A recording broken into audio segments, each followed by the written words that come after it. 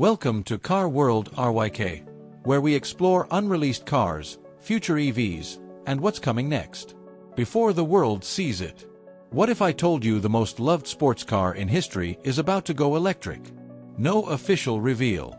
No launch event. Just quiet signals, patents, and insider clues. This is the unreleased Mazda Electric Miata, expected around 2027. And it might be one of the most important cars Mazda has ever made. For more than 3 decades, the Mazda Miata has stood for one thing only: pure driving joy. Not speed records. Not lap times. Not horsepower wars. Just a lightweight car, perfect balance, rear-wheel drive. And a smile every time you turn the steering wheel. That's why the idea of an electric Miata scares people. Because for many fans, the Miata isn't just a car. It's a feeling. So why would Mazda even think about making it electric? The answer is simple. The world is changing, and Mazda knows it. Mazda has officially confirmed that its future lineup will move toward electrification. But unlike other brands rushing to make big, heavy, boring EVs, Mazda has been very clear about one thing. They care about driving feel. Mazda engineers have repeatedly said that electrification does not mean killing fun.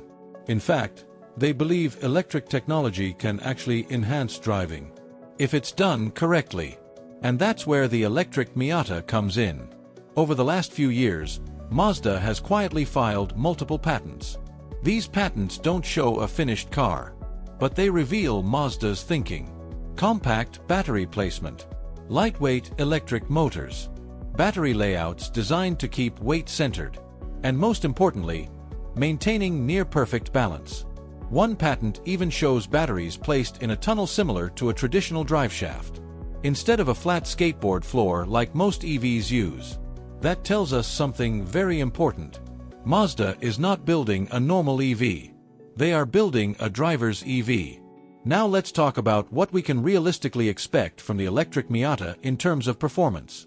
This car is not meant to beat Tesla in a drag race. It's not trying to chase supercars. Insiders and analysts expect power output somewhere between 180 and 220 horsepower. That might not sound impressive in the EV world. But remember, the Miata has never been about big numbers. What matters more is weight. Mazda's biggest challenge is keeping the electric Miata light.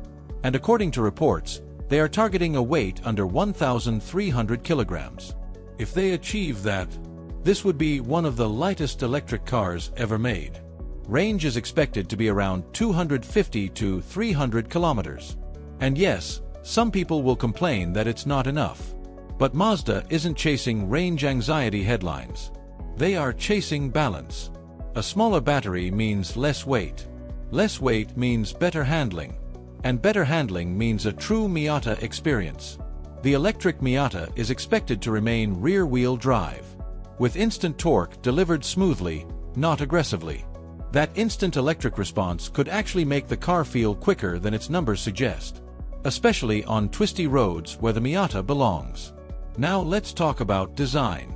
Mazda's current design language is already one of the best in the industry. Clean lines, simple shapes, no unnecessary drama. The electric Miata is expected to keep the classic roadster proportions. Long hood, short rear, compact cabin. But the front will likely change. No traditional grille. Sleeker LED headlights. A smoother, more aerodynamic nose. Expect a modern look, but still instantly recognizable as a Miata. Inside, the focus will remain on the driver. Don't expect massive screens everywhere. Mazda prefers simplicity. A compact digital instrument cluster. A small central display. Physical buttons for important controls. Low seating position. Perfect pedal placement. This is a car designed to be driven, not just displayed. Now here's where things get interesting. Many purists believe electric cars have no soul, no sound, no drama. But think about what actually makes the Miata special. Is it the engine noise? Or is it the balance, the steering feel, and the connection to the road? Electric power brings instant torque, perfect throttle response, and the ability to fine-tune power delivery better than any petrol engine. Mazda could even simulate engine braking and throttle behavior to keep the driving feel familiar. If done right, the electric Miata could actually feel more alive than people expect.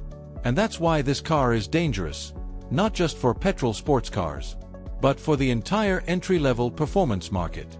If Mazda succeeds, the electric Miata could make many cars irrelevant. Small petrol sports cars will struggle to compete with instant torque and lower running costs. Cheap electric coupes won't match the handling and balance. Even some premium brands could lose buyers who just want pure driving fun. And remember, the Miata has always been affordable. Mazda understands that pricing is critical. The electric Miata is expected to be positioned as an accessible sports car, not a luxury EV.